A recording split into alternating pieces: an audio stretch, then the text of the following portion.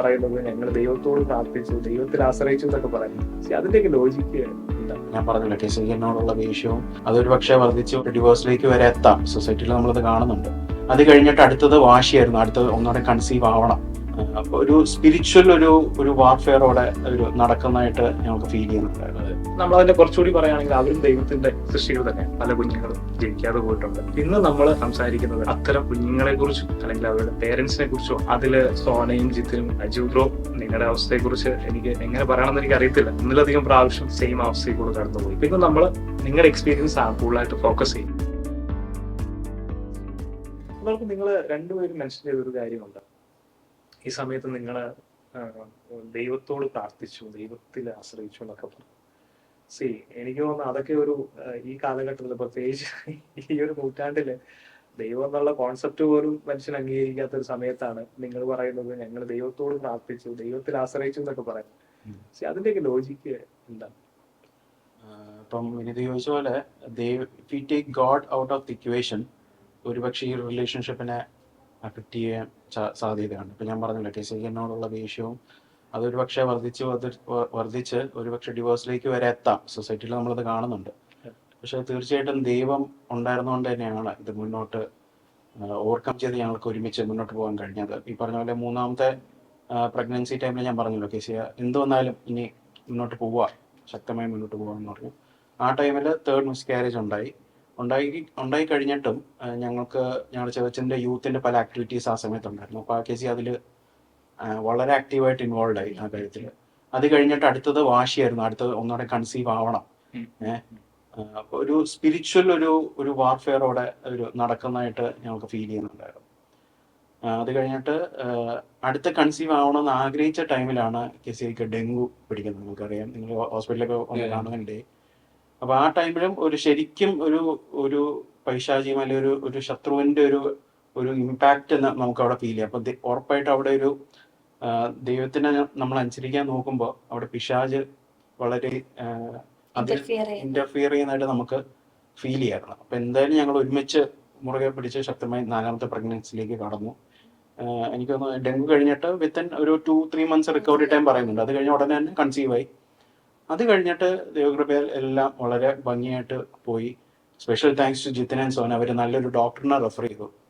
കാരണം അത് വളരെ ഇമ്പോർട്ടൻറ്റ് ഫാക്ടറാണെന്ന് ഞാൻ മനസ്സിലാക്കുന്നത്. കാരണം ഞങ്ങൾക്ക് നേരത്തെ ഉണ്ടായിരുന്ന എക്സ്പീരിയൻസ് വെച്ച് നോക്കുമ്പോൾ ഡോക്ടേഴ്സും നമുക്ക് കിട്ടുന്ന കെയറും വളരെ ഇമ്പോർട്ടൻറ്റ്. കാരണം ഇതിലും എല്ലാത്തിലും ഉപരി mental health is very important ഈ കാര്യത്തിൽ. അപ്പോൾ നല്ലൊരു ഡോക്ടറെ കൺസൾട്ട് ചെയ്യാനും ആ ഡോക്ടർ വളരെ ടൈം എടുത്ത് ഞങ്ങളുടെ ഹിസ്റ്ററി മനസ്സിലാക്കി പല കാര്യങ്ങളും സജസ്റ്റ് ചെയ്യുകയും, യൂഷ്വലി നമ്മൾ പല ഹോസ്പിറ്റലിൽ ചെന്നാലും ആ ഒരു കാര്യം നമ്മൾ കാണാറില്ല. അവർ പെട്ടെന്ന് അടുത്ത ആളെ കൺസൾട്ട് ചെയ്ത് പോകുന്നുള്ളൂ. പക്ഷേ he took time and understood അവർ പ്രോബ്ലംസ്. അതനുസരിച്ച് കാര്യങ്ങൾ പറയുകയും വേണ്ട മെഡിക്കേഷൻസ് കാര്യങ്ങളൊക്കെ എടുത്തു. അത് കഴിഞ്ഞ് ഇപ്പം ബൈ ഗോഡ്സ് ഗ്രേസ് ഞങ്ങൾക്ക് ഒരു കുഞ്ഞിനെ ലഭിക്കാനിടയായി. Baby girl. ഞങ്ങൾ ആ ബേബി ഗേളിനെ പേരിട്ടേക്കുന്നത് ഏലിയാന എന്നാണ്. Which means God has answered, God has heard. So അത് മാത്രമല്ല, ഇതിൽ ഒത്തിരി ആൾക്കാർ ഞങ്ങൾക്ക് വേണ്ടി പ്രാർത്ഥിക്കുന്നുണ്ടായിരുന്നു. ഈ 4th കേസിൽ ഞങ്ങൾ അറിയാത്ത ആൾക്കാർ പോലും, ഇപ്പൊ ഞങ്ങളുടെ ഫ്രണ്ട്സിന്റെ ഫ്രണ്ട്സ്, അതിന്റെ ഫാമിലിയുടെ എക്സ്റ്റെൻഡഡ് ഫാമിലീസ് പോലും ഞങ്ങളെ ഓർത്ത് ചോദിക്കുമ്പോൾ അറിയാനിടയിൽ പല ആൾക്കാരും പ്രാർത്ഥിക്കുന്നുണ്ട്. So this is result of prayer. അല്ല, അതിനകത്ത് ഒരു കാര്യം ഞാൻ നിങ്ങളെ കുറിച്ച് കേൾക്കുന്നത്, നമ്മുടെ ഒരു കോമൺ ഫ്രണ്ട് എന്നോട് ഞങ്ങളൊരു സ്ഥലത്ത് വെച്ച് വാഗമണിന്റെ സ്ഥലത്ത് വെച്ച് മീറ്റ് ചെയ്തപ്പോൾ പുള്ളിനോട് ഞടാ ഞങ്ങളൊരു ഫ്രണ്ട് ഒരു സെയിം സിനാരിയോ കൂടെ കടന്നു പോകുന്നുണ്ട്. ഒരു 3-4 days 2 days കഴിയുമ്പോൾ ആണ് ഡ്യൂ ഡേറ്റ്. പ്രത്യേകിച്ച് നിങ്ങളുടെ പ്രാർത്ഥനയിൽ ഓർക്കണം എന്നുണ്ട്. അപ്പൊ എനിക്ക് തോന്നുന്നു പുള്ളി എന്നോട് അത് പറയണമെങ്കിൽ അപ്പൊ അത്രയും സീരിയസ് ആയിരുന്ന സിറ്റുവേഷൻ. കാരണം ഞാൻ നിങ്ങളെ അറിയത്തില്ല, പക്ഷെ അവിടെ പോലും ആ എക്സ്റ്റെൻഡഡ് ഒരു പ്രയർ എന്നുണ്ട്. അപ്പൊ ഞാൻ വേറൊരു കാര്യം ചോദിക്കാം. പ്രത്യേകിച്ച് നമ്മൾ പറയും നമ്മൾ ദൈവത്തോട് പ്രാർത്ഥിച്ചു എന്നൊക്കെ പറയുമ്പോഴും സാധാരണ ആളുകൾക്കും ഇതേ അവസ്ഥയിൽ കൂടെ അവർ കടന്നു പോകുന്നുണ്ട്.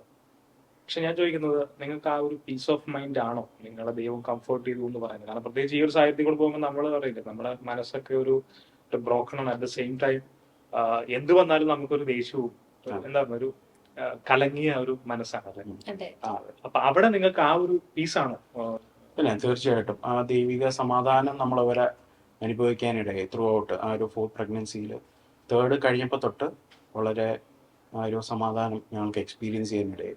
എനിക്ക് ഈ ദൈവിക സമാധാനം എന്ന് പറഞ്ഞപ്പോഴത്തേക്കും എനിക്ക് ഓർമ്മ വന്ന് ഞാൻ ഈ സിറ്റുവേഷനിലൂടെ കടന്നു പോയിക്കൊണ്ടിരുന്നപ്പോഴത്തേക്കും ഞാൻ പറഞ്ഞില്ലേ എനിക്ക് ഒരു സെൽഫ് ആയിട്ട് ഞാനൊരു മേർഡറർ ആണോ എന്നുള്ള ചിന്ത വന്നു എന്ന് ഞാൻ പറഞ്ഞല്ലോ. ആ സമയത്തൊക്കെ അതിനു മുമ്പത്തെ സമയത്തൊക്കെ I was questioning God, why did this happen to me. നമുക്കെപ്പോഴും ഇങ്ങനത്തെ ഒരു സിറ്റുവേഷനിലൂടെ നമ്മൾ കടന്നു വന്നിട്ട് നമ്മൾ ഫസ്റ്റ് ചെയ്യാൻ പോണത് വി ക്വസ്റ്റ്യൻ ഗോഡ്. ഞാൻ ഞാൻ എന്ത് തെറ്റ് ചെയ്തിട്ടാണ് ഞാൻ ഇതിലൂടെ കടന്നു പോയത്? ഞാൻ ഞാൻ ഇത്രയും ഒരു സിറ്റുവേഷനിലൂടെ കടന്നു പോകാൻ മാത്രം ഒരു ഇത് ചെയ്തിട്ടില്ലല്ലോ എന്ന് ഞാനിങ്ങനെ ദൈവത്തിനെ ക്വസ്റ്റ്യൻ ചെയ്തിട്ടുണ്ട്. And then I remember Sona എന്നോട് ഭയങ്കര ദേഷ്യമായിരുന്നു. അപ്പം ഞങ്ങളുടെ റിലേഷൻഷിപ്പിൽ അജു പറഞ്ഞ പോലെ തന്നെ ചെറിയൊരു വിടവ് ആ സമയത്ത് വന്നു. അത് കഴിഞ്ഞിട്ട് ഞങ്ങൾ അങ്ങോട്ടും ഇങ്ങോട്ടും സംസാരിച്ചു കഴിഞ്ഞ് വി പ്രേഡ്. ആ പ്രേ ചെയ്ത സമയത്ത് അതുവരെ എനിക്ക് തോട്ട് എന്ന് പറഞ്ഞു കഴിഞ്ഞാൽ ഞാൻ കൊച്ചിനെ കൊന്നു എന്നുള്ളത് തന്നെയാണ്. സോ സോന എന്നോട് ദേഷ്യം കാണിക്കുമ്പം ഐ വാസ് ടെല്ലിങ് മീ ഇത് കാരണമാണ് സോന എന്നോട് ദേഷ്യം കാണിക്കണേ, because I M finding reason why she is angry with me. പ്രാർത്ഥിച്ചു കഴിഞ്ഞപ്പോഴത്തേക്കും ഐ ഡോണ്ട് നോ എന്താ സംഭവിച്ചതെന്ന്. നേരത്തെ എനിക്ക് അറിയായിരുന്നു ഇത് കുറെ നാൾ മുമ്പാണ് ഞങ്ങൾ ട്രാവൽ ചെയ്തത്. സോ ഇപ്പം അഫക്റ്റ് ചെയ്യാൻ സാധ്യതയില്ലെന്നുള്ളത് എനിക്ക് അറിയായിരുന്ന കാര്യമാണ്. പക്ഷേ ആ ടൈമിൽ പ്രാർത്ഥിച്ച് കഴിഞ്ഞപ്പോഴത്തേക്ക് I don't no what really happened. ഈ തോട്ട്സ് തന്നെ കാം ഡൗൺ ആയി. ഓക്കെ, പ്രാർത്ഥിച്ച് കഴിഞ്ഞപ്പോൾ ആ സമയം തുടങ്ങി I don't no what happened inside me. ഭയങ്കര ഒരു സമാധാനം. അതായത് I understood it happened A long time before. അതിന് അത് കാരണമായിരിക്കത്തില്ല ഇത്. അത് കാരണമാണെങ്കിൽ ഒരു 2 months അല്ല, ഒരു 1 month വെയിറ്റ് ചെയ്യേണ്ട കാര്യമില്ലല്ലോ. കൊച്ച് നെക്സ്റ്റ് 2-3 days തന്നെ കൊച്ചിനെ നമുക്ക് കിട്ടത്തില്ല. ഇത് ഇത്രയും നാൾ കഴിഞ്ഞാണെന്ന് അപ്പോഴാണ് എനിക്ക് it is not because of that. I felt like someone told me, someone assured me, മോനെ ഇത് അത് കാരണമല്ലടാ എന്ന് ഐ felt inside me. ഭയങ്കര ഒരു പീസായിരുന്നു. And I was also happy that we are good together. So sometimes, not sometimes, it's always, if God is with you, if you have this third person, നമ്മൾ ശ്രദ്ധിച്ചാലറിയാം, നമ്മൾ ഭയങ്കര strong ആയിട്ട് ചരടൊക്കെ ഉണ്ടാക്കുമ്പോൾ 3 പിരിയിലാണ് നമ്മൾ ഉണ്ടാക്കുന്നത്, 2 പിരിയിൽ നമ്മൾ ഉണ്ടാക്കത്തില്ല. ചരട് നമ്മളെ മുപ്പിരിച്ചിരട്. If there is a third person with us and if that person is really strong, ആ മുപ്പരി ചരട് ഒരിക്കലും അറ്റു പോകത്തില്ല. And if you have that connection, like ഒരു ട്രയാങ്കിൾ പോലത്തെ connection, you wife and then God, ആ കണക്ഷൻ അത് എത്ര ക്ലോസ് ആയിട്ട് കൊണ്ടുവരുന്നോ അത്രയും സ്ട്രോങ്ങും അത്രയും പീസ്ഫുള്ളും ആയിരിക്കും നമ്മുടെ ലൈഫ്. നമ്മൾ എത്ര സ്റ്റോമിലൂടെ കടന്നു പോവാണെങ്കിലും, എത്ര കൊടുങ്കാറ്റിലൂടെ കടന്നു പോവാണെങ്കിലും, you will find peace in the eye of the stone if you have that God with you. പക്ഷെ ഇന്ന് ദൈവത്തിന്റെ കോൺസെപ്റ്റ് ഇല്ല, 2 ഫാമിലിയിൽ ദൈവത്തിന്റെ പ്രസൻസ് ഇല്ല.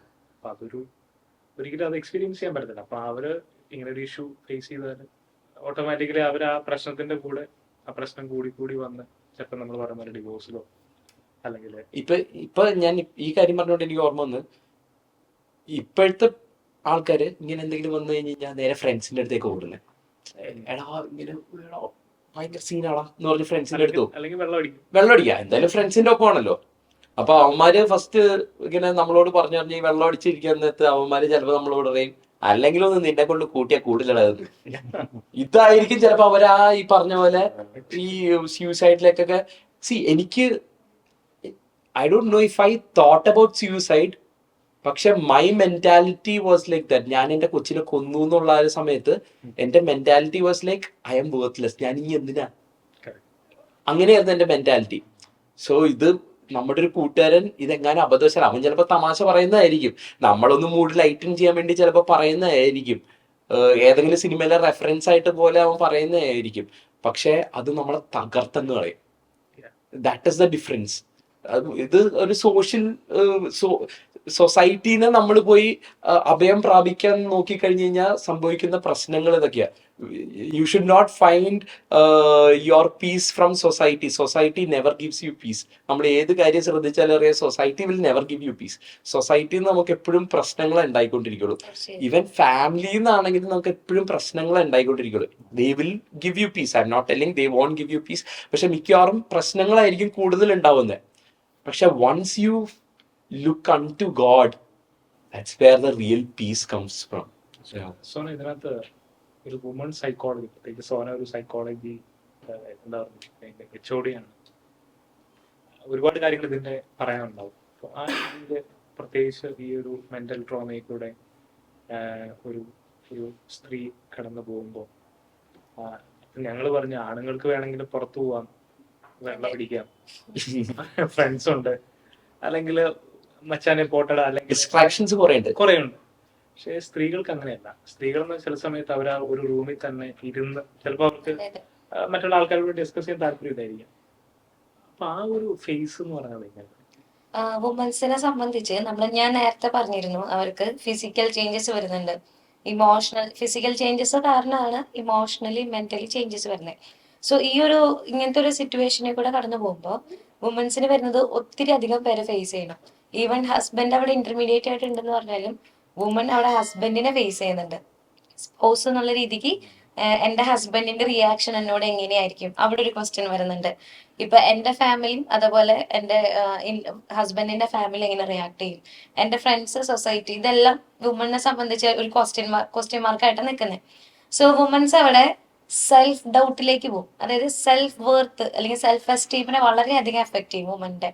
കാരണം എന്താന്ന് വെച്ച് കഴിഞ്ഞാൽ ഇങ്ങനെ ഒരു സിറ്റുവേഷൻ വരുമ്പോ ഓക്കെ, എന്നെ കൊണ്ട് കൊള്ളില്ല, എന്നെ കൊണ്ട് പറ്റത്തില്ല, ഒന്നിലധികം തവണയാണെന്നുണ്ടെങ്കിൽ ഞാൻ വേർത്തല്ല എന്നുള്ള രീതിക്ക് വരും. കാരണം എനിക്ക് അതിനുള്ള കഴിവില്ല, അല്ലെങ്കിൽ എനിക്ക് അതിനുള്ള കപ്പാസിറ്റി ഇല്ല, ഞാൻ വെറുതെയാണ്, ഒരു നിരാശ എന്നുള്ള ലെവലിലേക്ക് വരും. ഇനി നമ്മളൊരു ഇത്തിരി കൂടി ലോങ് ടേം എഫക്റ്റേക്ക് ഇതിന്റെ നോക്കുകയാണെന്നുണ്ടെങ്കിൽ ഡിപ്രഷനിലേക്ക് പോകുന്നവരുണ്ട്. അല്ലെങ്കിൽ ഇനി നെക്സ്റ്റ് ഒരു സെക്ഷൽ ഇന്ററാക്ഷന് ആങ്സൈറ്റി ഉളവാക്കുന്നവരുണ്ട്. അതായത് ആങ്സൈറ്റി ഡിസോർഡേഴ്സേക്ക് അത് കാണുമ്പോഴത്തേക്ക് അല്ലെങ്കിൽ ആ ഒരു പ്രോസസ്സിനെ കുറിച്ച് ചിന്തിക്കുമ്പോഴത്തേക്ക് ടെൻഷൻ അടിച്ച് അല്ലെങ്കിൽ ഒരു പാനിക് അറ്റാക്ക് എന്നുള്ള രീതിയിലേക്ക് പോകുന്നവരുണ്ട്. അതുമല്ലാതെ ഏറ്റവും വേഴ്സ്റ്റ് ആയിട്ട് പോകുന്ന ഒരു കാര്യമാണ് പോസ്റ്റ് ട്രോമാറ്റിക് സ്ട്രെസ് ഡിസോർഡർ എന്ന് പറയുന്നത്. അതായത് ഇത്രയും എനിക്ക് അറിയില്ല, ഇപ്പോ കെസിയനെ ദൈവം അവിടെ ഹെൽപ്പ് ചെയ്തു അല്ലെങ്കിൽ ആ സ്ട്രോങ് ആക്കിയെന്ന് എനിക്ക് പറയാൻ പറ്റുള്ളൂ. മേ ബി കെസിയുടെ സ്ഥാനത്ത് വേറെ ഏതെങ്കിലും ഒരു വുമൺ ആയിരുന്നു എങ്കിൽ മേ ബി ഒരു ട്രോമാറ്റിക് എക്സ്പീരിയൻസ് ആണല്ലോ ഇത്രയും ത്രീ ടൈംസ് ആയിട്ടുണ്ടായത്. സോ ഒരു ഡിസോർഡറിലേക്ക് തന്നെ പോകാൻ സാധ്യതയുണ്ട്. ബിക്കോസ് അതൊരു ഇൻസിഡന്റ് ഇപ്പൊ കുട്ടീനെ കാണുമ്പോഴത്തേക്ക് അല്ലെങ്കിൽ അതിനെ കുറിച്ച് ചിന്തിക്കുമ്പോഴത്തേക്ക് എല്ലാം ഒരു ട്രോമയാണ് അവരിൽ ഉളവാക്കുന്നത്. സോ അത് ട്രിഗർ ചെയ്ത് അവരെ മെന്റൽ സ്റ്റേറ്റ് തന്നെ വേഴ്സ്റ്റ് ആവാനും അതുവഴി അവര് പാർട്ണറായുള്ള റിലേഷൻഷിപ്പ് ബ്രേക്കപ്പ് ആവാനും അല്ലെങ്കിൽ ഡിവോഴ്സിലേക്ക് എത്താനും തന്നെ ഇടയുണ്ട്. സോ ഇതെന്ന് പറയുന്നത് സൂയിസൈഡിന് തന്നെ കാരണം പിന്നെ ഞാൻ പറഞ്ഞല്ലോ, അതിന്റെ ഒപ്പം തന്നെ നമ്മുടെ ഇപ്പോഴത്തെ സൊസൈറ്റിയിൽ നടക്കുന്ന ഈ ഒരു ഓക്കെ, എന്റെ വൈഫിനെ കൊണ്ട് പറ്റുന്നില്ല എങ്കിൽ ഞാൻ മറ്റൊരു മൾട്ടിപ്പിൾ റിലേഷൻ എന്നുള്ള ഒരു രീതിക്ക് ഹസ്ബൻഡ് ട്രീറ്റ് ചെയ്യുന്നുണ്ടെങ്കിൽ അത് മതി, ആ ഒരു പേഴ്സൺ ഇല്ലാതെയാവാൻ ആ ഒരു ഇൻസിഡന്റ് മതി. സോ ഒരു കൈൻഡ് ഓഫ് നമുക്ക് ആ ഒരു ഇതിൽ കൂടെ കടന്നു വന്ന വുമണിനെ നമ്മൾ ഏത് രീതിയിൽ സപ്പോർട്ട് ചെയ്യണം, ഏത് രീതിയിൽ അതെന്ന് പറയുന്നത് ഒരു ക്വസ്റ്റ്യൻ മാർക്കാണ്. നമ്മൾ കണ്ടറിഞ്ഞ് അതിനനുസരിച്ച് നിന്നില്ലെങ്കിൽ ആ ഒരു പേഴ്സണെ തന്നെ നമുക്ക് നഷ്ടപ്പെടാനുള്ള സാധ്യതയുണ്ട്. സോ നമ്മൾ ഇത്രയും പറഞ്ഞപ്പോഴത്തേക്ക് ഞാൻ ചിന്തിക്കുമായിരുന്നു, നമ്മളൊരു കുട്ടി അബോർട്ടായി പോകുന്നതിന്റെ കാര്യങ്ങളൊക്കെ ചിന്തിച്ചു. പക്ഷെ എനിക്ക് എടുത്ത് പറയാൻ നോട്ട് ചെയ്യണം എന്ന് തോന്നിയൊരു കാര്യം, ചില ഫാമിലീസിന് കുട്ടികൾ ഉണ്ടായി കഴിഞ്ഞിട്ടും ഇപ്പൊ ചിലപ്പോൾ പ്രീമച്യൂർ ആയിട്ട് ജനിക്കുന്ന ബേബീസ് ഉണ്ട് അല്ലെ. സോ അല്ലെങ്കിൽ എന്തെങ്കിലും ഹെൽത്ത് ഇഷ്യൂസ് ആയിട്ട് ജനിക്കുന്ന ബേബീസ് ഉണ്ട്. അവർക്ക് കയ്യിൽ ബേബി വന്നു കഴിഞ്ഞിട്ടും പക്ഷെ ലൈഫ് എത്രമാത്രം അല്ലെങ്കിൽ അൺസർട്ടൈൻ ആയിട്ട് നിൽക്കുന്ന ചില മൊമെന്റ്സ് ഉണ്ട്. അവരെ നമ്മൾ ഈ ഒരു സമയത്ത് കിട്ടോ ഇല്ലയോ, അത് നെക്സ്റ്റ് ഒരാളിരിക്കുന്നത് നമ്മുടെ സൈറ്റിലുള്ള ആളാണ് വിനീതേട്ടനാണ്. സോ വിനീതേട്ടനെ കൂടുതൽ അതിനെ കുറിച്ച് സംസാരിക്കാനായിട്ട് പറ്റും. അല്ല, ഞങ്ങളുടെ ഈ പറഞ്ഞ പോലെ നിങ്ങൾ പറഞ്ഞ ഫേസ് ചെയ്ത ഇഷ്യൂസ് സ്പോട്ടിങ് ഒക്കെ നമ്മുടെ ലൈഫിലും ഉണ്ടായിരുന്നു. പിന്നെ നമ്മൾ പറയില്ല അവരുടെ മെഡിക്കൽ കണ്ടീഷൻ, അതായത് കുട്ടിയെ ക്യാരി ചെയ്യാനും അതൊക്കെ അങ്ങനത്തെ എല്ലാ സ്ത്രീകൾക്കും ഉള്ള ഇഷ്യൂസ് വൈഫിനും സാറൊക്കെ ഉണ്ടായിരുന്നു. പക്ഷെ ഒരു ദിവസം ഞങ്ങളൊരു ഡോക്ടർ ഞങ്ങളൊരു നോർമൽ റൊട്ടീൻ ചെക്കപ്പ് ചെയ്യാൻ വന്നപ്പോഴാണ് കുഞ്ഞിനെ ഫ്ലൂയിഡ് അങ്ങോട്ട് ഫ്ലൂയിഡ് കുറവാ, അതുകൊണ്ട് എടുക്കാൻ പോവാണെന്ന് പറഞ്ഞു. പെട്ടെന്ന് അവര് ഈ സമയത്ത് ഞങ്ങൾ രണ്ടുപേരും ഉള്ളൂ, ഞങ്ങളെ സപ്പോർട്ട് ചെയ്യാൻ ആരും ഇല്ല, ഞങ്ങളുടെ കൂടെ ആരും ഇല്ല. അപ്പൊ ഡോക്ടർ പറയുന്നത് സ്കാൻ ചെയ്ത് പറഞ്ഞ് ലേബർ റൂമിലേക്ക് വരാൻ പറയുന്നത് കുഞ്ഞിനെ എടുക്കുവാന്ന് പറയുന്നത്. അപ്പൊ എനിക്ക് നമ്മളൊരു നോർമൽ ചെക്കപ്പിന് പോയതാ. നോർമൽ ചെക്കപ്പ് 2 ലേബർ റൂമിന്റെ മുമ്പ് അതൊരു ഭയങ്കര ഏരിയ ആണ്. എന്ന് വെച്ചാല് ഒരു ആങ്സൈറ്റിയുടെ, ഒരു എക്സ്പെക്ടേഷന്റെ, ഒരു സന്തോഷത്തിന്റെ, ഒരു സങ്കടത്തിന്റെ, ഇതെല്ലാം മിക്സ്ഡ് ഇമോഷന്റെ ഏരിയ ആണ് ഈ ഇതെല്ലാം കണ്ട് പോയതാണ് ഞാൻ. Bad side. രണ്ട് എന്നോട് ഒരു ആന്റി ചോദിച്ച ചോദ്യമുണ്ട്. ഞാൻ ആക്ച്വലി മുമ്പേക്ക് എന്നോട് ചോദിച്ചു, പുള്ളിക്കാരത്തി ചോദിച്ചു എന്റെ സിസ്റ്റർ എങ്ങാനും ആയിരിക്കാം, കാരണം എന്നെ കണ്ടപ്പോ ഒരു കല്യാണം കഴിച്ച ഒരാളപ്പം തോന്നിയില്ല. അപ്പൊ പുള്ളിക്കാരൻ എന്നോട് ചോദിച്ചു ബാലവിവാഹമായിരുന്നു. അത് ശരിക്കും ഒരു ചിരി വന്നെങ്കിൽ പോലും. പക്ഷെ കുഞ്ഞിനെ എടുത്ത് കുഞ്ഞ് നോർമൽ ആയിരുന്നു. ജൂലൈ 2024 ജൂലൈ 25 മോൻ ഉണ്ടാകുന്നത്. അവരുടെ മെഡിക്കൽ ടേം അനുസരിച്ച് അവൻ നല്ലൊരു ഫിറ്റ് ബേബിയാണ്. ഡോക്ടർ പറഞ്ഞൊരു പേര് എനിക്ക് പറയാം, പിങ്ക് ബേബി എന്ന് വെച്ചാൽ നല്ല ഹെൽത്തി ആയിട്ടുള്ള ഒരു ബേബി ആണെന്ന് തന്നെയാണ് പറഞ്ഞത്. പക്ഷെ ചില ദിവസങ്ങൾ കഴിഞ്ഞു. ഓഗസ്റ്റ് 8 ഒക്കെ ആയപ്പോ അവനൊരു ഈ 7th മന്തിൽ എടുക്കേണ്ടി വന്നപ്പോഴത്തേക്ക് ബേബി 1 കിലോയും 100 ഗ്രാമും ഉള്ളായിരുന്നു. പക്ഷെ ഒരു 7th മന്ത് ഒരു ഫുൾ ഫോം ബേബിയാണ്. അപ്പൊ എന്റെ ഒരു ചിന്ത എന്ന് വെച്ചാൽ 7ാം മാസത്തിൽ നമുക്കറിയത്തില്ല എന്റെ കുറെ കാര്യങ്ങളുണ്ട്. 7ാം മാസത്തിൽ ഈ കുഞ്ഞിന്റെ ഫോം എന്തായിരിക്കും, ഇവന് കൈ ഉണ്ടാവോ, കാലം ഉണ്ടാവോ, അല്ലെങ്കിൽ എന്തെങ്കിലും ഡിസോർഡേഴ്സ് ഉണ്ടാവോ ഒന്നും നമുക്കറിയത്തില്ല. പക്ഷെ ഇവര് കുഞ്ഞിനെ എടുത്തു, കുഞ്ഞിനെ കണ്ടു. ഓഗസ്റ്റ് 8 ആയപ്പോ എന്നോട് പറഞ്ഞു. ആണോ? ഓഗസ്റ്റ് 8 ആയപ്പോ പറഞ്ഞു കുഞ്ഞിനൊരു NEC, അതായത് നെക്രോട്ടൈസിങ് എൻഡോകൊളൈറ്റിസ് എന്ന് പറയുന്ന ഒരു ഇൻഫെക്ഷൻ ഉണ്ട്. അത് ശരിക്കും പറഞ്ഞാൽ എനിക്കതിനെ കുറിച്ച് അറിയത്തില്ല. അത് വളരെ സിവിയർ ഇൻഫെക്ഷൻ ആണ് എന്ന് പറഞ്ഞാൽ NEC, നെക്രോട്ടൈസിങ് എൻഡോകൊളൈറ്റിസ് എന്ന് പറഞ്ഞാൽ നമ്മുടെ ഇന്റസ്റ്റൈൻ ഉണ്ടാക്കുന്ന ഒരു ഇഷ്യൂ ആണ്. കുഞ്ഞിനുണ്ടായെന്ന് വെച്ചാൽ കുഞ്ഞിന്റെ പാല് ഒരു ട്യൂബിൽ കൂടെ സിറിഞ്ചിൽ കൂടെ ഇഞ്ചെക്ട് ചെയ്ത് കൊടുക്കുവായിരുന്നു അമ്മയുടെ പാലെടുത്തിട്ട്. അപ്പൊ അത് ട്യൂബിൽ കൂടെ പോകും. ട്യൂബിൽ കുഞ്ഞിന്റെ ശരിക്കും നമ്മുടെ കുടലിൽ കൂടെ പോകുമ്പോൾ അകത്തുനിന്ന് വയറിനകത്തേക്ക് ഇങ്ങനെ ഡ്രോപ്പ് ആയിട്ട് ലീക്കായിട്ട് വീഴുവാണ് പാല്. അതിൽ ഗ്യാസ് ഫോം ചെയ്യും. അതിന്റെ ഒരു കണ്ടീഷൻ എന്ന് പറയുന്നത് കുഞ്ഞ് മരിക്കും. അപ്പം ഇവന്റെ നെക്രോസിസ് നടക്കുന്നുണ്ട്. അതെ, ഇവന്റെ ഇച്ചിരി വേഴ്സ് കണ്ടീഷൻ ആയിരുന്നു. അപ്പം ഓഗസ്റ്റ് 15 ഇൻഡിപെൻഡൻസ് ഡേ. അപ്പം അന്ന് രാവിലെ ഡോക്ടറിനോട് പറഞ്ഞു. അപ്പൊ ഞാൻ ചെല്ലുമ്പം ഈ നേഴ്സോ അല്ലെങ്കിൽ അവരാരും എന്നോട് സംസാരിക്കുന്നില്ല.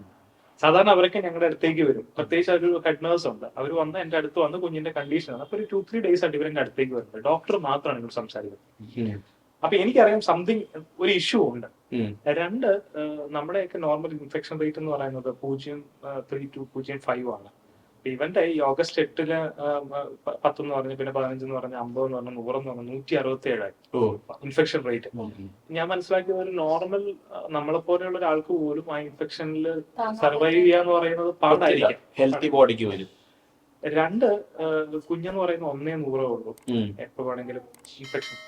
ഇതിൽ വേഴ്സ് സിറ്റുവേഷൻ എന്നെ മെന്റലി ഫുൾ അഫക്ട് ചെയ്തെന്ന് വെച്ചാൽ അവിടെ 2,500 ഉള്ള ഒരു കുഞ്ഞ് ഇവനേക്കാളും കുറച്ചുകൂടി ഹെൽത്തി ആയി കുഞ്ഞ് മരിച്ചു ഇതിന് തൊട്ട് മുമ്പ് ഈ സമയത്ത്. അപ്പൊ എന്നെ മുമ്പില് ഇനി ഈ കുഞ്ഞിന്റെ റിയൽ സിറ്റുവേഷൻ എനിക്ക് മനസ്സിലാവും. ഓഗസ്റ്റ് 15 പറഞ്ഞു കുഞ്ഞ്, ഡോക്ടർ പറഞ്ഞു ഇനി ഒരു 6 hours ഒക്കെ കൂടിയേ വെച്ചാൽ അവരുടെ ഒരു മെഡിക്കൽ. ഇപ്പൊ ഞങ്ങളുടെ ഒരു സീനിയർ നമ്മൾ അറിയുന്ന ഒരു ഡോക്ടർ അവിടെ ഉള്ളത്. അപ്പൊ പുള്ളിയോട് ഞങ്ങൾ സംസാരിച്ചപ്പോൾ ഡോക്ടറിന് പറഞ്ഞു വെരി പ്രേ ഫോർ എന്ന് പറഞ്ഞു. അപ്പൊ എനിക്ക് മനസ്സിലായി അവർക്ക് ഇനി ഒന്നും ചെയ്യാനില്ല. അവർ പറഞ്ഞു ഇപ്പൊ ചെയ്യുന്നതെല്ലാം ഡിപ്പാർട്ട്മെന്റ് പ്രോട്ടോകോൾസ് ആണ്. അപ്പം ആദ്യം എന്നോട് പറഞ്ഞു കുഞ്ഞിനെ അമ്മയുടെ പാല് സ്റ്റോപ്പ് ചെയ്യും. 2, അവരൊരു IV ലൈൻ ട്രൈ ചെയ്യും. 3 സെൻട്രൽ ലൈൻ ഇടും. അപ്പം സെൻട്രൽ ലൈൻ എന്ന് പറയുന്നത് ലാസ്റ്റ് ഓപ്ഷൻ ആണ്. അപ്പം ഇവർ IV ട്രൈ ചെയ്തു. അപ്പൊ ഒരു കൈയിൽ കൂടെ എന്തോ സാധനം പോകുന്നുണ്ട്. ഒരെണ്ണം കൂടെ ട്രൈ ചെയ്യുമ്പോൾ അതിന്റെ വെയിൻ കിട്ടുന്നില്ല. കൊച്ചു കുഞ്ഞല്ല, 100 ഉള്ളൂ. ഇവർക്ക് സർജറി ചെയ്യാൻ പറ്റില്ല, കാരണം ഇതൊന്നും കൊടുക്കാൻ ഇൻഫെക്ഷൻ ഓൾറെഡി. അമ്മത്തിന് അനസ്തേഷ്യ ഒന്നും കൊടുത്താൽ കുഞ്ഞ് റിക്കവർ ആകരുത്. 1.5 കിലോ 160 മിനിമം വേണം. ഇതാണ് ഡോക്ടറിനോട് പറഞ്ഞത്. പക്ഷെ ഈ 15-ാം തീയതി രാത്രി ഒരു 7 മണിയായപ്പോ എന്നോട് പറയാണ് ഞങ്ങൾ സെൻട്രൽ ലൈൻ ഇടാൻ പോവാണ്, എന്ന് വെച്ചാൽ ലാസ്റ്റ് ഓപ്ഷൻ ട്രൈ ചെയ്യാൻ പോവാണ്. അപ്പൊ അതെത്തിയപ്പം എന്റെ മുമ്പില് ഭയങ്കര അൺസർട്ടനിറ്റി ആണ്. എന്ന് വെച്ചാൽ ഇപ്പൊ ഞാൻ പെട്ടെന്ന് തിരിച്ച് ഞാൻ പാല് കൊടുത്ത് വീട്ടിലേക്ക് പോയി. ഞാൻ വൈഫിനോട് പറഞ്ഞു.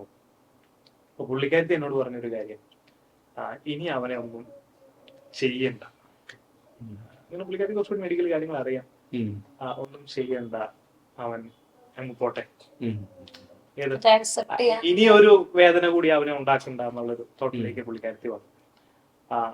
തിരിച്ച് ഞാനൊരു 9 മണിയായപ്പോ വന്നു. ഡോക്ടർ പറഞ്ഞു, അപ്പോൾ ഈ സെൻട്രൽ ലൈൻ ഇടാൻ വേണ്ടി ഡോക്ടർ വന്നു. വളരെ സീനിയർ ആയിട്ട് ഡോക്ടറാണ് അദ്ദേഹം. എന്റെ മുമ്പിൽ കൂടെ അങ്ങോട്ട് പോയപ്പോ എന്നെ നോക്കിയിട്ടാ പോയെ. തിരിച്ചു വന്നപ്പം എന്റെ മുഖത്തൊന്നും നോക്കുന്നില്ല, ആളിറങ്ങിപ്പോയി. വിത്തിൻ 10 മിനിറ്റ്സിനകത്ത് ആളിറങ്ങിപ്പോയി. സെൻട്രൽ ലൈൻ ഇടാൻ പറ്റിയില്ല. ഇപ്പൊ നോർമൽ ഒരു പ്രൊസീജിയർ അനുസരിച്ച് അവരുടെ മെഡിക്കൽ ഇതനുസരിച്ച് എക്സ്പെക്ടേഷൻ അനുസരിച്ച് കുഞ്ഞ് 6 മണിക്കൂർ കൂടി സർവൈവ് ചെയ്യില്ല. കാരണം വിത്തൗട്ട് ഫുഡ് ഒന്നുമില്ല, ഇൻടേക്ക് ഒന്നുമില്ല. പക്ഷെ ആ സമയത്ത് ഞാൻ ഈ പറയുന്ന പോലെ ഈ ഒരു ഗോഡ്ലി പീസ് എന്ന് പറയില്ലേ, നമ്മൾ സ്റ്റോംസ് എന്നല്ല ഞാൻ പറയുന്നത്, കൊടുങ്കാറ്റ് നമ്മൾ കറക്കിക്കൊണ്ടിരിക്കുന്ന ഒരു അവസ്ഥയിലാണ് നമ്മൾ നിൽക്കുന്നത്. പക്ഷെ എന്റെ പ്രശ്നം ഒന്ന്, ഞാൻ ഇതിന്റെ എല്ലാ കാര്യങ്ങളും വൈഫിനോട് ഷെയർ ചെയ്യുന്നില്ല. പക്ഷെ എനിക്കറിയാം കുഞ്ഞ് കുറച്ച് കഴിയുമ്പോൾ മരിക്കും. അപ്പൊ ഞാൻ എന്റെ ഒരു ഫ്രണ്ട് എന്റെ അടുത്ത് വന്നു. പുള്ളി എന്നോട് പറഞ്ഞു,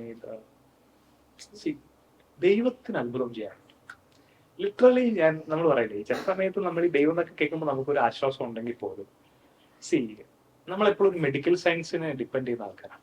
മെഡിക്കൽ സയൻസ് ചില കാര്യങ്ങൾ അതാണ് അതിന്റെ ലാസ്റ്റ് ആണ്. പക്ഷെ അവിടെയാണ് എനിക്ക് മനസ്സിലായത്, അവന് ഏകദേശം ഒരു 2 മണി 3 മണിയൊക്കെ ആകുമ്പോൾ ഇവര് പറഞ്ഞനുസരിച്ചാണെങ്കിൽ അവൻ പോവും. അവൻ 2 മണി കഴിഞ്ഞു. ഡോക്ടറിനോട് പറഞ്ഞു, നിങ്ങൾ പൊക്കോ, ഞാൻ വിളിക്കാന്ന് പറഞ്ഞു. ഒരു 5-5:30 ആരൊക്കെ എന്നെ വിളിച്ചപ്പോ എന്നോട് പറഞ്ഞു, കുഞ്ഞിന് പാല് കൊണ്ടുവരാൻ പറഞ്ഞു. ഞാൻ അറിയാതെ ചോദിച്ചു എന്തിനാണെന്ന് ചോദിച്ചു.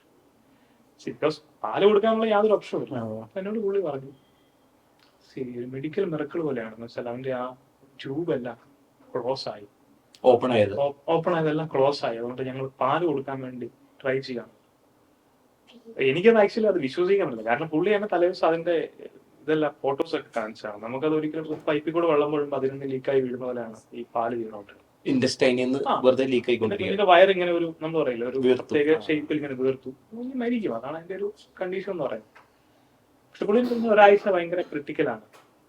ഓക്കെ, പക്ഷെ എന്താ പറയാ, നമ്മളല്ല ദൈവം ഭയങ്കര അത്ഭുതം ചെയ്തെന്നാണ് എനിക്ക് പറയാൻ പറ്റത്തില്ല. ആ ഒരു കുറച്ച് സമയം കൊണ്ട് ആ ഹോള് ക്ലോസ് ആയി എന്ന് പറയണത്, അത് പുള്ളി പറയുന്നത് സാധാരണ അങ്ങനെ സംഭവിക്കുന്നതല്ല. എന്നോട് 6000-7000 നമ്മുടെ ഒരു വൂണ്ട് ഉണ്ടെങ്കിൽ തന്നെ ക്ലോസ് ആവില്ല. ഒരു 6000 കുട്ടികളെങ്കിലും പുള്ളി പുള്ളി ഒരു നല്ല ഡോക്ടറാണ്. രണ്ട് ഡോക്ടേഴ്സ് എന്നല്ല, ഡോക്ടേഴ്സ് നമ്മളെ കംഫർട്ട് ചെയ്യണം. ഞാൻ മനസ്സിലാക്കിയത് പുള്ളി ശരിയാണ്, നമ്മളൊരു പേഷ്യന്റിന്റെ അല്ലെങ്കിൽ കുഞ്ഞിന്റെ അപ്പൻ എന്ന രീതിയിലുള്ള ഒരു പ്രശ്നം നമുക്കുണ്ട്, അല്ലെങ്കിൽ ആ ഒരു, പക്ഷെ ആ ഡോക്ടർ അപ്പൊ കടന്നു പോകുന്ന ഒരു മെന്റൽസ് ഇങ്ങനെ ചിന്തിച്ചു. കാരണം ഇത് കഴിഞ്ഞ് കുഞ്ഞ് മരിച്ചാലുള്ള ഇമ്പാക്ട് എന്താണ്, ഈ കുഞ്ഞിന്റെ പേരൻസ് എങ്ങനെ റെസ്പോണ്ട് ചെയ്യും, ഇതൊക്കെ പക്ഷെ ഡോക്ടർ വളരെ കാമായിട്ടാണ് എന്റെ മുമ്പ് വരുന്നത്. പക്ഷെ പുള്ളിയുടെ ആ ചിരിയൊക്കെ പോയി. അത്ര ദിവസം പുള്ളിയാണ് ചിരിച്ച് സംസാരിച്ചിരിക്കുന്നത്. പക്ഷെ ചിരിയൊന്നുമില്ല. പക്ഷെ പുള്ളി സീരിയസ് ആണെങ്കിൽ പോലും പുള്ളി ഭയങ്കര കാമാണ്. എനിക്ക് ആസ് എ ഡോക്ടർ എന്ന രീതിയിലായ പോലും, പിന്നെ അവിടെയുള്ള ഞങ്ങളുടെ സാറെ ട്രീറ്റ് ചെയ്ത് മറ്റേ ഗൈനക്കായാലും ആ ഡോക്ടർ ആയാലും വളരെ കംഫർട്ടബിൾ ആയിരുന്നു. അത് ഭയങ്കര ഇമ്പോർട്ടൻ്റ് ആണ് നമ്മൾ. പിന്നെ ഞാൻ റിയലൈസ് ചെയ്ത ഒരു കാര്യം, ഒരു അമ്മയുടെ എന്തായാലും കുഞ്ഞ് ബൈ ഗോഡ്സ് ഗ്രേസ് സർവൈവ് ചെയ്തു. ഓൾമോസ്റ്റ് 62 ഡേയ്സ് ഹോസ്പിറ്റലിൽ കിടന്നു. അതിനകത്ത് 57 ഡേയ്സ് വെന്റിലേറ്റർ ആയി. മിറക്കിൾ ബേബിയാണ്. വെന്റിലേറ്റർ എന്ന് പറയുന്നത്, അപ്പം ഇതിന്റെ എക്സ്പെൻസിനെ കുറിച്ച് പറയാനല്ല ഞാൻ പറയുന്നത്. നമ്മളെപ്പോഴും നമ്മുടെ അമ്മയുടെ വയറ്റിൽ 9 മാസം കിടക്കാന്ന് പറയും. നമുക്ക് ആർക്കും അതിന്റെ വാല്യൂ അറിയത്തില്ല. ഈ 7 മാസം തൊട്ട് ഈ 2 മാസം ഈ കുഞ്ഞ് കിടന്ന സമയത്ത് ഓൾമോസ്റ്റ് ഒരു 13 lakhs അല്ലെങ്കിൽ അതിനിടയിലുള്ള ഒരു എമൗണ്ടിലേക്ക് വന്നു. അപ്പം ഒരു മാസം ചെറിയ സമയം ഒരു 62 ഡേയ്സ്. അപ്പൊ എന്റെ 9 months കുഞ്ഞിനെ ഒരു അമ്മ ക്യാരി ചെയ്യുന്ന ആ ഒരു വയറിന്റെ വാല്യൂ എന്ന് പറയുന്നത് അത് നമുക്ക് ഇമാജിൻ ചെയ്യാൻ പറ്റും. നമ്മൾ ആരെയും കുറിച്ച് ചിന്തിക്കാം. ഞാൻ അവിടെ നിന്നാണ് എന്റെ അമ്മയോടുള്ള ആ പെർസ്പെക്റ്റീവ് തന്നെ നമുക്ക് മാറും. കാരണം നമ്മുടെ അമ്മ എല്ലാ ന്യൂട്രീഷനും എല്ലാ കാര്യങ്ങളും നമ്മുടെ ബോഡിയുടെ വേസ്റ്റും ഇതെല്ലാം ഈ വയറ്റിലേക്കാണ് പോകുന്നത്. അറ്റ് ദ സെയിം ടൈം അതിന്റെ വാല്യൂ എന്ന് പറയുന്നത് അത് ആ 2 months കൊണ്ട് ഞാൻ റിയലൈസ് ചെയ്തു. അവനൊരു 4 months കിടക്കണമെങ്കിൽ ഞാൻ 50 lakhs rupees ഞാൻ ബേസ് ആയിട്ട് വന്നേനെ. കാരണം അവര് ഈ അമ്മയിൽ നിന്ന് കിട്ടേണ്ട എല്ലാ സാധനവും ഇവര് ആർട്ടിഫിഷ്യൽ ആയിട്ട് കൊടുക്കാൻ ശ്രമിക്കും. ചിലപ്പോ അതിൽ കൂടുതലായി വന്നേനെ. കാരണം ഇതിപ്പം ട്രീറ്റ്മെന്റ് മാത്രമല്ലേ ഉള്ളൂ, കുഞ്ഞിനെ ഗ്രോത്തിനുള്ള ഒന്നും ഇവരധികം പ്രൊവൈഡ് ചെയ്ത് കാണില്ല. അപ്പൊ എന്തായാലും അതിൽ കൂടുതലായി കാണും. ഞാനിത് ചിന്തിച്ചപ്പോൾ ഈ ഒരു കാര്യം ചിന്തിച്ചപ്പോൾ ഞാൻ അതൊരു പക്ഷേ ഈ ടോപ്പിക്കോട് കണക്കാണെന്ന് എനിക്ക് അറിയത്തില്ല. പ്രത്യേകിച്ച് മക്കള് അമ്മമാരെ കൊല്ലുന്നൊരു നമ്മൾ റീസെന്റ് ഓ ഇൻസിഡന്റുകളാണ്. ഇപ്പൊ നമ്മൾ പറയില്ലേ, ആ ഒരു കുഞ്ഞുണ്ടാകാൻ വേണ്ടി ആ ഫസ്റ്റ് ആ പ്രഗ്നന്റ് ആണെന്ന് അറിയുന്ന ആ നിമിഷം തൊട്ടുള്ള ഒരു ആഗ്രഹം, എക്സൈറ്റ്മെന്റ്, ഡ്രീം. പ്രിപ്പറേഷൻസ്. അവര് ഇപ്പൊ സോന പറഞ്ഞ പോലെ ഓരോ ഉടുപ്പുകൾ പോയി അവർ നോക്കുന്നു. അല്ലെങ്കിൽ ഇപ്പം വൈഫ് പറഞ്ഞു നമുക്ക് 7 മാസം കഴിഞ്ഞാൽ കുറച്ചുകൂടി ഒന്ന് നടക്കാനൊക്കെ ആകുമ്പോൾ നമുക്ക് കടയിൽ പോകാം, ഉടുപ്പ് മേടിക്കും. പക്ഷെ അതൊന്നും ഞങ്ങൾക്ക് പറ്റിയില്ല. പക്ഷെ ആ ഒരു എന്താ പറയുക, ആ ഒരു ആഗ്രഹം അല്ലെങ്കിൽ കുഞ്ഞിന് വേണ്ടിയുള്ള പ്രിപ്പറേഷൻ, ഇതെല്ലാം ചെയ്താണ് ഒരു കുഞ്ഞ് ശരിക്കും ഈ ലോകത്തിലേക്ക് വരുന്നത്.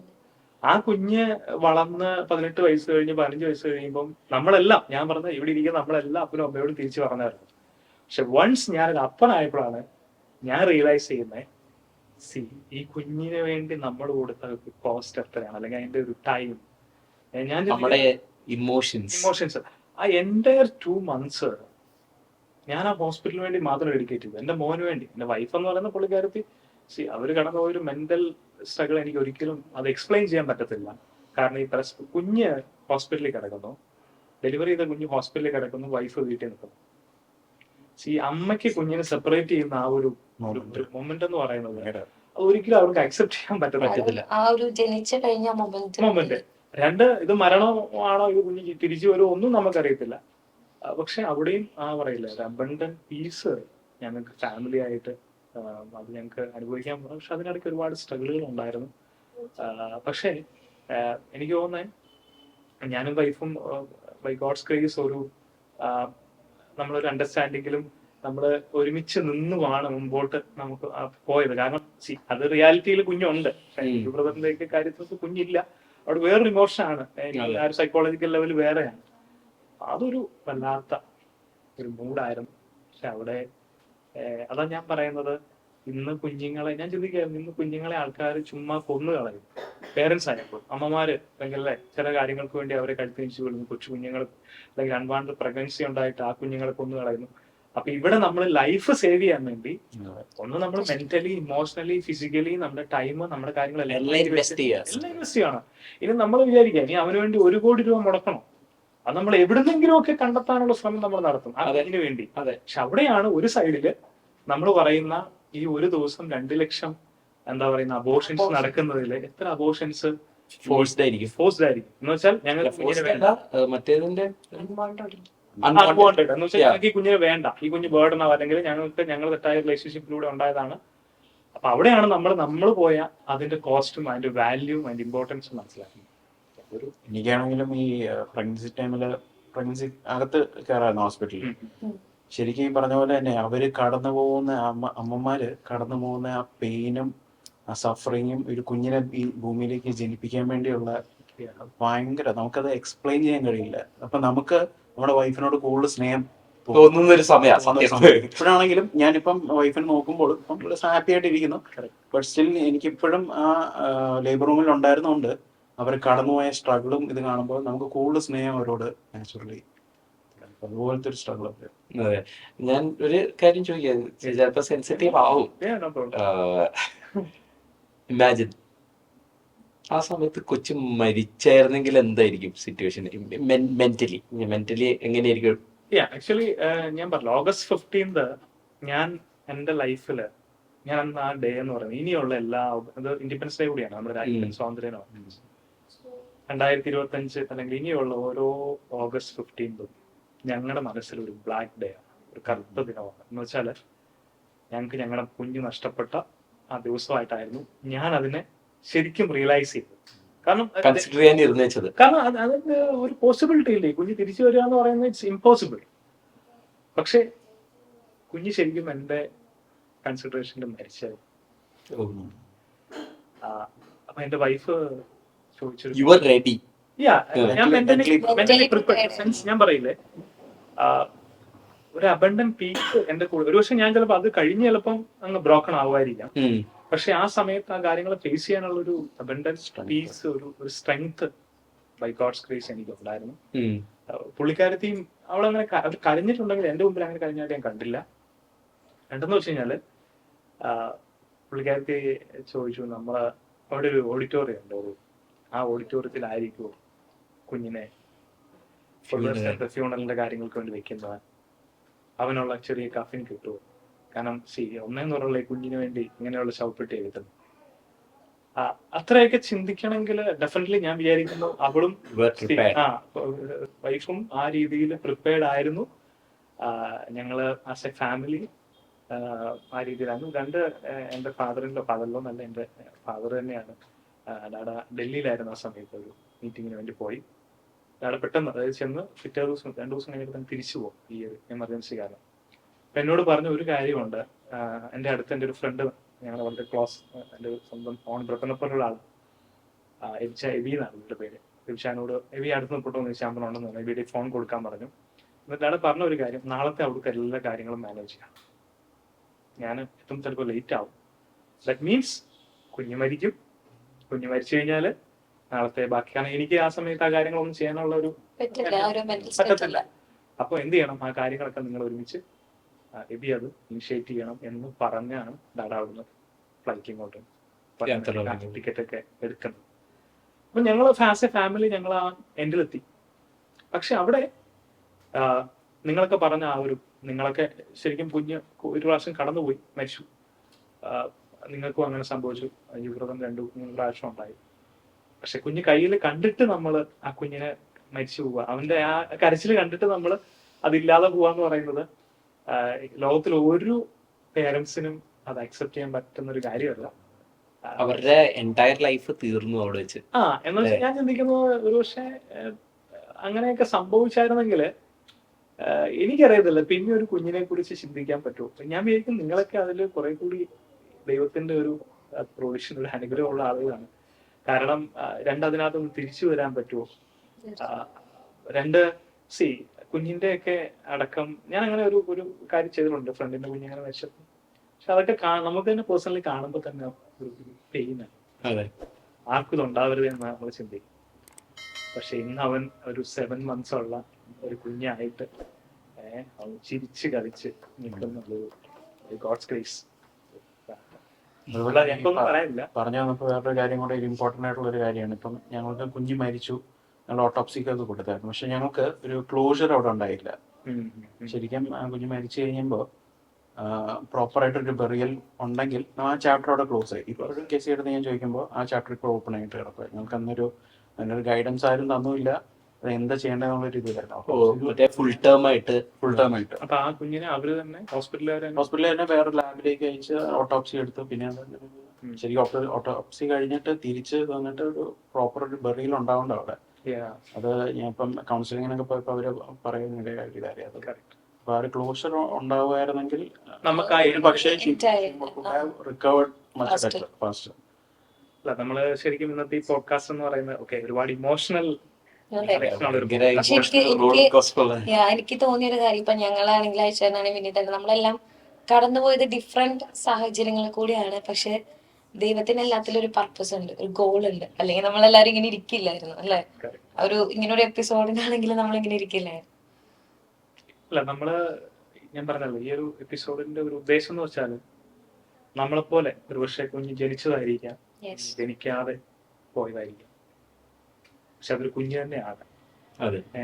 കുഞ്ഞിന് വേണ്ടി എക്സ്പെക്ട് ചെയ്യുന്ന, അതുകൊണ്ട് പല പ്രാവശ്യം ട്രൈ ചെയ്തിട്ടും ഇല്ലാതെ പോകുന്ന ഒരുപാട് യങ് കപ്പിൾസ് അല്ലെങ്കിൽ ഫാമിലീസ് നമ്മുടെ എപ്പിസോഡ് കാണുന്നുണ്ടായിരിക്കും.